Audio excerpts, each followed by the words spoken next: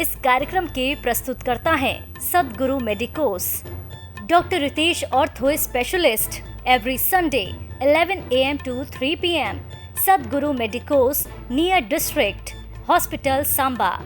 Doctor Nitika Bali Sharma, MBBS DGO, gynaecologist lady doctor, every Monday and Thursday. Appointment number 8492093988.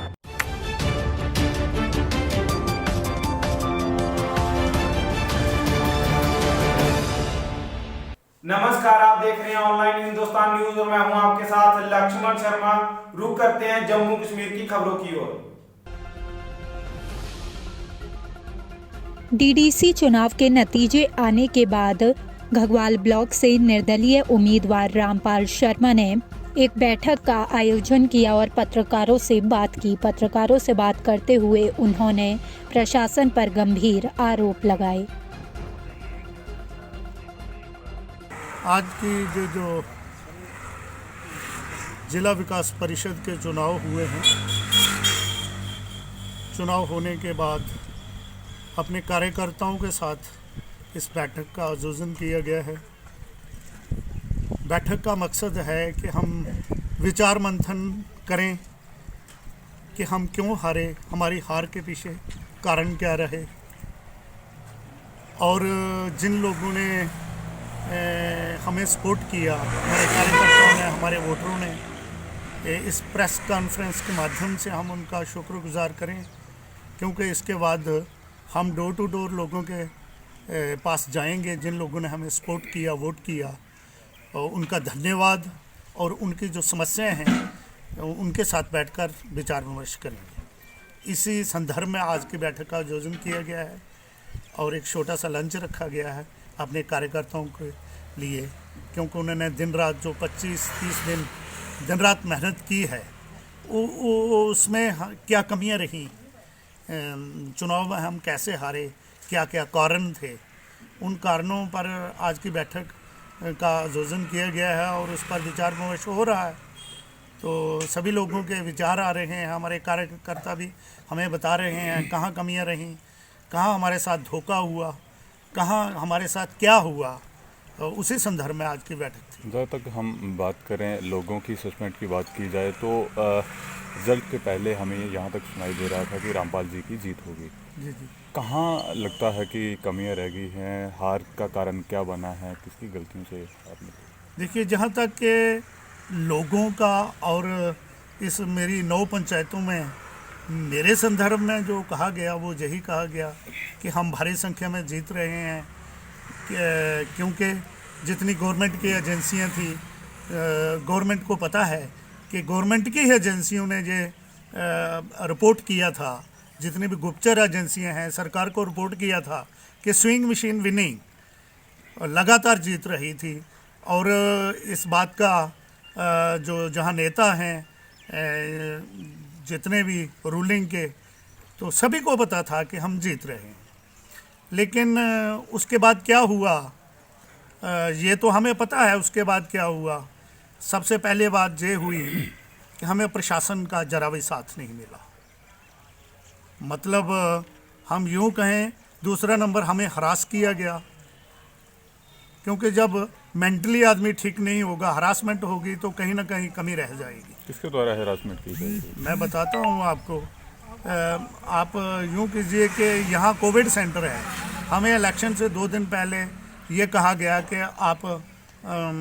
आपको अपना Covid test करवाना है। हमें पता है कि मैं खुद सिविल डिफेंस से रहा हूँ, मुझे पता है कि हम हर महीने के बाद अपना कोविड टेस्ट करवाते हैं। और जब हमें ये कहा गया कि हमने कहा कि घगवाल में कोविड सेंटर है, हम घगवाल में ही वो करवा लेंगे, और हमने करवा भी लिया। लेकिन उसके बाद हमें ये कहा गया कि नहीं, आप वहाँ जाएंगे ठंडी खुई में। हम ठंडी खुई में गए, लेकिन हमारे विरोधियों को वहाँ वो बिल्कुल नहीं गए, उन्होंने घगवाल में ही टेस्ट करवाया गया। लेकिन हम पर प्रेशर डाला गया कि आप वहाँ आके वो करवाइए। क्या जो घगवाल कोविड सेंटर है इसको मान्यता नहीं है कि ये किसी वही चीज़ मैं जानना चाहूँगा कि कोविड का अगर टेस्ट होगा, गगवाल होगा, चाहे ठंडी हुई होगा, चाहे बॉम्बे में होगा, जहाँ भी होगा तो सेम ही रिपोर्ट आएगी ना, सेम रिपोर्ट आएगी। लेकिन हमने वो टेस्ट करवा लिया था और हमने आरओ से कहा भी कि हमने वो टेस्ट करवा लिया है। यानी कि कहते नहीं, डीसी साहब का आर्डर है कि आप वहाँ जाके ठंडी कुई में जाके करवाइए। हमने पहले इसलिए करवाया क्योंकि हमारे विरोधी हमें शक था कि ये हमें कोविड टेस्ट से पॉजिटिव ना करवा दे, इसलिए हमने यहाँ करवाया और हमारा नेगेटिव आया, वहाँ भी हमारा नेगेटिव आया, लेकिन हरासमेंट तो हुई। कहीं ना कहीं इस तरीके की साजिश भी चल रही थी कि हार का सामना दिखाना है तो कोई भी कड़ी अपनाना पड़ेगी। देखिए सर, मैं आपको ये बताना चाहूँगा, पुलिस का हमें ज़रा साथ नहीं मिला। मैंने पुलिस को गाड़ियों के नंबर दिए, आपको पता है कितना जहाँ शराब, बाहुबल और पैसे का कितना उपयोग हुआ। जितना ये चुनाव पैसा, शराब और बाहुबल के लिए याद रखे जाएंगे, क्योंकि युवाओं को, मेरी टीम जो थी, हम युवाओं को मैसेज दे रहे थे कि इस बार शराब, पैसा लेके कोई वोट नहीं डालेगा। लेकिन हमारे जो प्रतिद्वंदी थे वो पैसा देकर युवाओं को शराब बांट कर और हमारे युवाओं को धमकी देकर हरासमेंट कर रहे थे, तो दूसरी तरफ वो शराब और मतलब शराब का एक दौर चल रहा था और वो 15 दिन इतना चला, यहाँ ना पुलिस प्रशासन ने हमारी मदद की, हमने पुलिस को सूचित किया। हमारे जितने भी कार्यकर्ता थे उन्होंने ये कहा कि फलानी, हमने पुलिस को गाड़ियों के नंबर तक दे दिए, इन गाड़ियों में शराब है और इन गाड़ियों में पैसा बांटा जा रहा है। लेकिन पुलिस की तरफ से हमें कोई सहयोग नहीं मिला, उल्टा हमें हरास किया गया। हमारे कार्यकर्ताओं को, हमारी गाड़ियों को चेक किया गया कि आपकी गाड़ियों में शराब तो नहीं। हमारी गाड़ियाँ चेक की, हम किसी के पास कोई कुछ नहीं मिला। हमारे कार्यकर्ता ईमानदारी से और निष्ठा से काम कर रहे थे। और देश में जो पहली बार 70 साल के बाद ये चुनाव हुए हैं, इन चुनावों का मकसद था कि सत्ता का हस्तांतरण ज़मीन पर जो लोग हैं उन तक पहुँचे। लेकिन जिस तरीके का जो चुनाव हुआ उससे हम इस तरह की अपेक्षा नहीं कर सकते।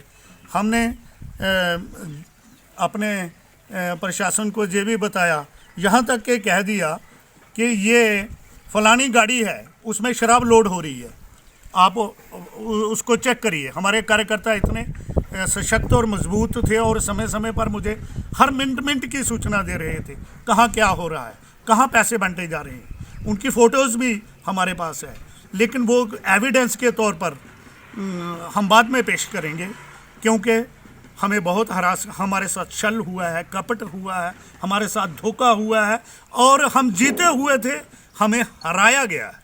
मैं एक चीज़ और जानना चाहूँगा, जिस तरीके से जम्मू कश्मीर के लोग ये कहते हैं कि भाजपा ने टोल प्लाजा दे दिया, भाजपा ने इंटरनेट नहीं चलाया, उसके बाद भी भाजपा कठुआ में भी 13 सीटें जीत रही है, सांबा में भी 13 सीटें जीत रही है, क्या मतलब है? देखिए, मैं भाजपा पर ये आज की बैठक का मकसद किसी पॉलिटिकल पार्टी पर कोई शीटाकशी करना नहीं है। आज की बैठक हमारी विचार मंथन है और आप पूछ रहे हैं कि प्रशासन ने क्या किया। जो कुछ किया है सभी लोगों के सामने है। हम कैसे हारे ये हम आम जनता को पता है, और हमारे विरोधी कैसे जीते ये वो भी जानते हैं अच्छे तरीके से कि वो कैसे जीते। इसलिए उनको भी पता है वो किस तरह से जीते और जनता को पता है कि हम कैसे हारे। इसलिए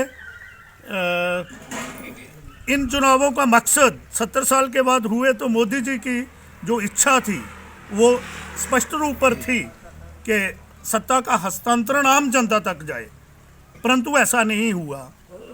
टिकटों का वितरण इस हिसाब से हुआ कि जनता विरोध में खड़ी हो गई, क्योंकि जो जनता वोट करती है, जो जनता दुख सहती है, जो जनता अपने कार्यकर्ताओं को चुनती है, कम से कम उस जनता को तो पूछना चाहिए, उस ऑर्गेनाइजेशन को तो पूछ लेना चाहिए कि कौन आदमी सही है। अगर आप पैसे के बल पर, धन के बल पर कोई आदमी टिकट खरीदने का प्रयास करता है तो ये ऑर्गेनाइजेशन का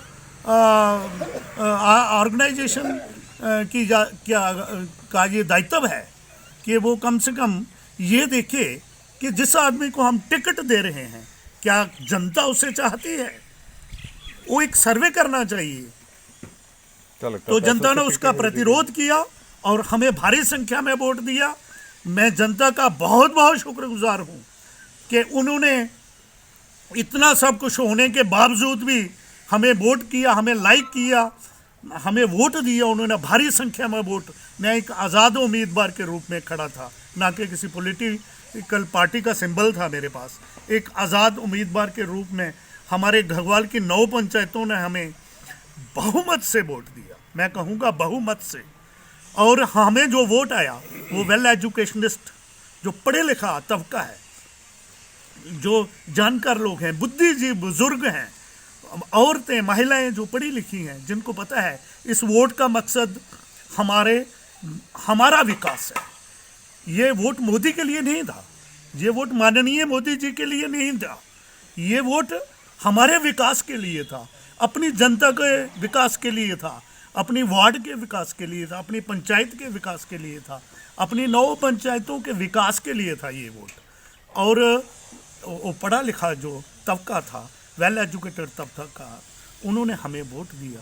और जो लोग ज़्यादा जानकारी नहीं रखते थे, शायद वो शराब की लय में बह गए हों, पैसे के लालच में आ गए हों, तो मैं सभी से गुजारिश करूंगा कि जब देश के निर्माण के लिए वोट का इस्तेमाल होता है तो उसमें जनता ये ज़रूर ध्यान रखे कि ये वोट हम किसके लिए कर रहे हैं, हम अपने विकास के लिए। और मैं गुजारिश करूंगा कि आइंदा जिन लोगों ने ये गलतियां करी हैं, मेरी हाथ जोड़कर उनसे विनम्र निवेदन है कि देश के निर्माण में उन लोगों से बचें जो लोग बल, बाहुबल, पैसा, शराब और अन्य चीज़ों का इस्तेमाल वोट बटोरने के लिए। ऑनलाइन अपडेट रहने के लिए देखते रहिए ऑनलाइन हिंदुस्तान न्यूज और सब्सक्राइब करना ना भूलें।